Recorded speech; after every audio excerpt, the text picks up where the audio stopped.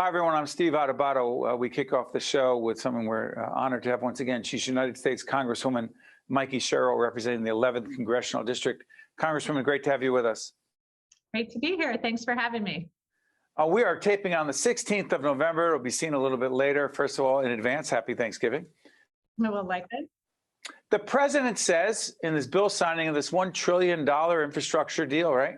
America is moving again. Be specific and precise. What does, hate to be so crass, what does New Jersey get out of this? That's what I'm always asking. It's not crass at all. I think that's a really fair question, Steve, because as you know, New Jersey gives more and generally gets less from the federal government than any state in the nation. We tie for the bottom with New York usually. And so to ask, what are we getting from this, I think is an incredibly fair question. And the answer is, for once, a really great answer, almost more than any other region in the nation. Why? Name a couple of projects. Yeah, I would love to. And the first project I'm going to name, because I've been incessantly fighting for this for a couple of years now, is the Gateway Tunnel project. This is the nation's biggest infrastructure investment, most significant project, will impact the most amount of people, many of them right here in New Jersey. That is a critical investment. We are also going to invest in remediating our lead pipes, which we've been working on. We have some of the oldest water infrastructure in the nation. We want to make sure that everybody in the district gets access to clean, safe drinking water. We're also going to invest in remediating PFAS because that is a contaminant left over by many of our Superfund sites. As you know, we have more Superfund sites in New Jersey than anywhere else in the nation. So we want to remediate that. And then we also are investing in an electric car charging grid across the state, which again, our biggest carbon emitter are our cars. So doing that in our state will have immediate ramifications for our clean environment. Real quick on childcare, we've talked to you about this many times. We're involved in an initiative called Reimagine Childcare. Any money in this or the other legislation for childcare from the feds? Yeah, so this was the infrastructure bill, which was just signed into law today that I just described. That was an incredibly exciting moment as we got the Gateway Tunnel project finally signed into law.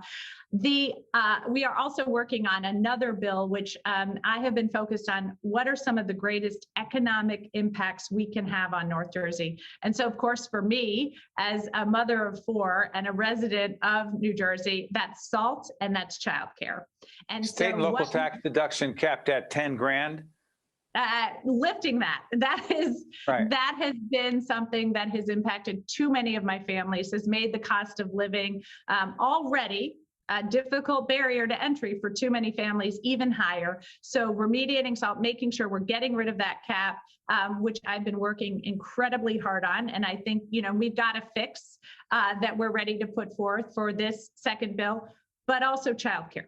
Because as you know from your work in this area and looking at the jobs numbers, I'll tell you, I go to my small businesses all the time, and what I hear again and again and again is they are having workforce shortages. And one of the largest groups of people that are not reentering our workforce are our parents. Too many times our moms who just don't have access to the childcare that they need at an affordable price. And believe me, as a working mom in New Jersey of 4 kids, it is a struggle. It was a struggle before the pandemic, and now we're looking at 5 children for every 1 spot in childcare in New Jersey.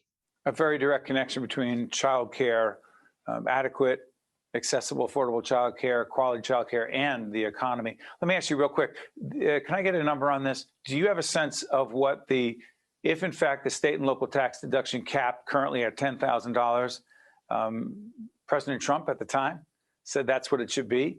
Certain states, New York, New Jersey, Connecticut, real coincidence, I imagine, got hurt real bad on that. Not sure of the reasons for it. What do you think the number will be now if it's not 10 grand?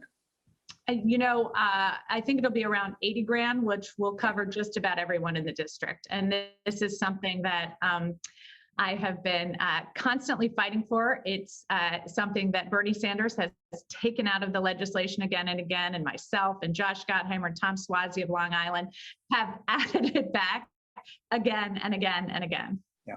So listen, I'm going to do Veterans Affairs with you because you're a veteran, and thank you, most importantly, for your service.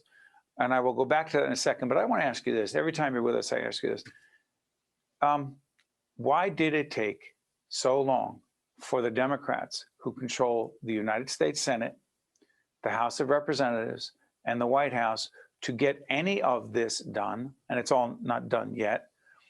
A, and B, how devastating was that in the November 2nd election for Democrats in Virginia, New Jersey, and in other places who were having to explain why the Democrats in Washington couldn't get anything done that mattered? It's a loaded question, I know, but it's pretty embarrassing in the eyes of many. So, Steve, I would be lying if I didn't say that I had been incredibly frustrated over the past several months at the path leading to this. I will say, however, that if you take a step back and think about the fact that we have just passed the largest investment in our infrastructure in generations, and that we did so in one of the most partisan times our nation has seen in my lifetime, and that we did so with a very slim majority, and that we did so in a bipartisan way. I have to tell you that people in my district want Washington to work. They want us to come together on these investments for the American people. And it has been tricky to carry that out, because that's what I committed to. I said, look, when you got on my helicopter, nobody was asking if you were a Democrat or Republican, right? That was not how. Hold on, you mean your helicopter when you served in the military? Exactly. You didn't mean private helicopter. Oh, I wish. I would get to Washington a lot faster. Just Steve. want to clarify. Although I love the Acela. I love the Acela. I love the trains, but now yes, Amtrak's getting credit. Go ahead. Amtrak got money in this as well. Go ahead. Amtrak, yes, Amtrak did very well in this, which is going to be great for New Jersey. But this was a commitment I made, making sure that I'm working across the aisle to deliver for New Jersey. And we did that. I just sat at the signing ceremony yesterday at the White House with Republicans, with infrastructure officials, with union members to pass the largest investment in our nation's infrastructure, because I have heard again and again and again, Mikie, what's going on? Our nation led the world in infrastructure, and now it's an embarrassment. That will no longer be the case for future generations. You run in 2022. The mood of the electorate, listen, we don't do polls. We're not interested so much in horse race stuff. But right now, every poll I've seen shows that if the election were held today, that the Republicans hold a significant advantage, approximately 10 percentage points in terms of wanting to vote Republican versus Democrat in general in congressional races. Does that matter to you, A? And B, do you basically believe that all congressional districts come down to the district, the candidate, the incumbent, and the politics at the time? Well, that would be a little bit naive to think that it's just, if you just deliver and you just run a good race, then, everything else will solve itself. But that's what, to a large extent, you have to do as a candidate, because there are things I can control and things I can't. But the one thing I've committed to, and that I have kept as my North Star, is how can I fulfill my commitments to New Jersey? How can I deliver for our district? How can I make the lives better of people in our district? And you sort of alluded to this. People are going through tough times. I have to tell you, as a parent, it was devastating to have our children go through, in their formative years and some of their most vulnerable years, the past couple of years of COVID, and really watching them then get back. And it's not like it just turns on a dime. It's not that we suddenly get our kids back to in-person school and they're back on the honor roll and their mental health is great and they're, engaged with their friends again. It's a process, and we're in that now. And it's my job to make sure that I am addressing all of the speed bumps in the road for my families, making sure that they have access to mental health care, making sure that they have childcare as they're trying to get back to work, making sure that as they go back to work, their commute's easier so they can spend more time with their families. These are the things that I am focused on. And, these are the things I told my district I would do. These are the things I'm working on. And these are the things I'm proud to say I'm now delivering for the district. Congresswoman, give us a minute or less on the Veterans Affairs initiatives that are so important to you. And by the way, tell everyone specifically what your service was. Sure. So I went to the Naval Academy and then served almost 10 years as a Navy helicopter pilot and a Russian policy officer. And I'll tell you, I just had, as a member of the House Armed Services Committee, I just had the real honor of going to Qatar, which was the country that was most important to our Afghanistan evacuation. Hold on, before you go any further, you understand military logistics. Was the Afghanistan withdrawal a debacle or something less? There were many, many issues with our withdrawal from Afghanistan, and on the House Armed Services Committee, we are committed to taking a holistic look at Afghanistan. How did we get into it?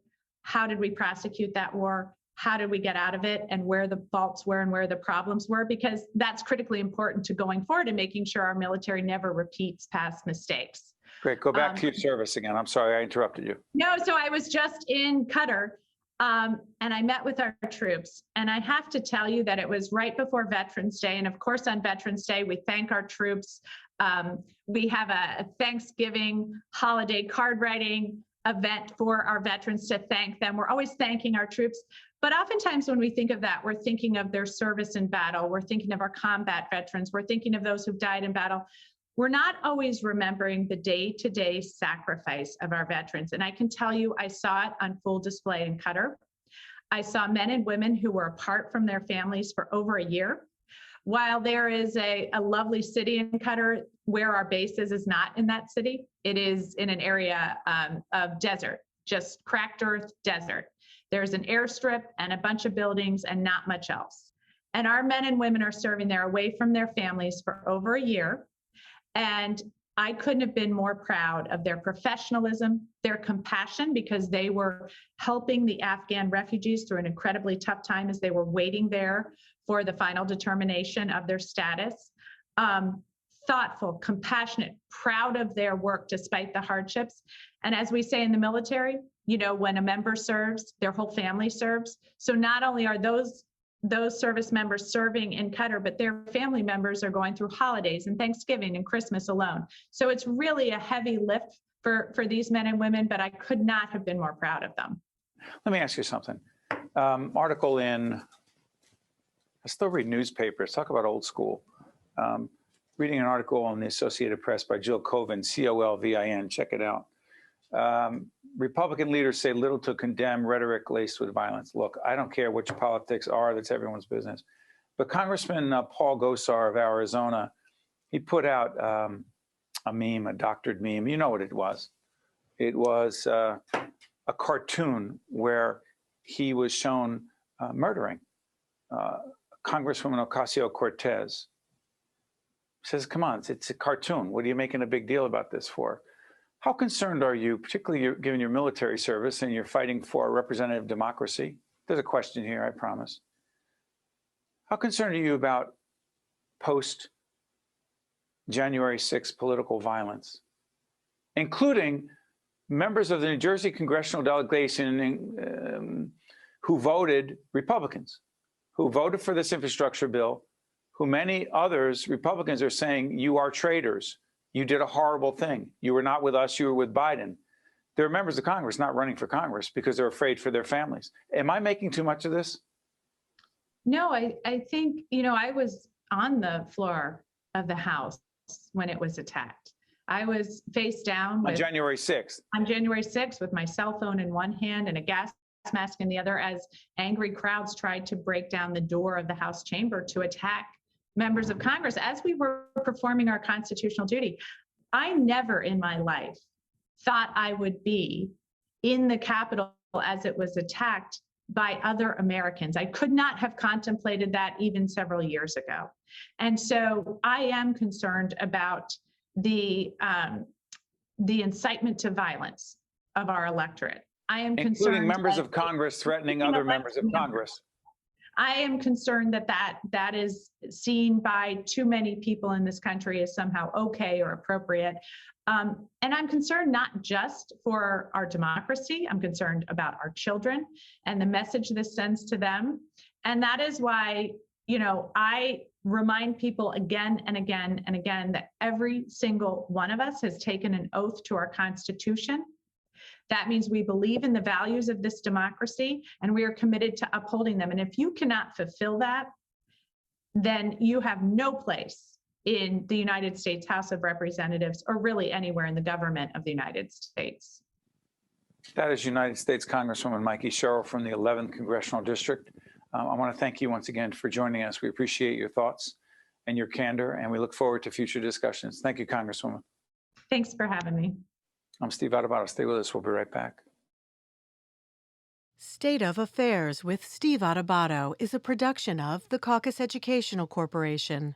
Funding has been provided by Hackensack Meridian Health, New Jersey Sharing Network, the Turrell Fund, supporting Reimagine Childcare, PSE&G, the New Jersey Board of Public Utilities Clean Energy Program, Operating Engineers, Local 825, Choose New Jersey, IBEW Local 102, Eastern Atlantic States Regional Council of Carpenters, and by these public-spirited organizations, individuals, and associations committed to informing New Jersey citizens about the important issues facing the Garden State. And by Employers Association of New Jersey. Promotional support provided by New Jersey Globe and by ROINJ.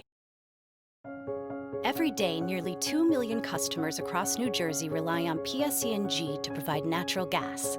And every day, PSE&G is committed to doing it safely. That includes making sure you know what to do if you smell gas. A natural gas leak smells like rotten eggs. If you suspect a gas leak, leave your home immediately. Get far away, then call 911. Remember, smell, leave, call. Protect the ones you love. Learn more at pseg.com/gas safety.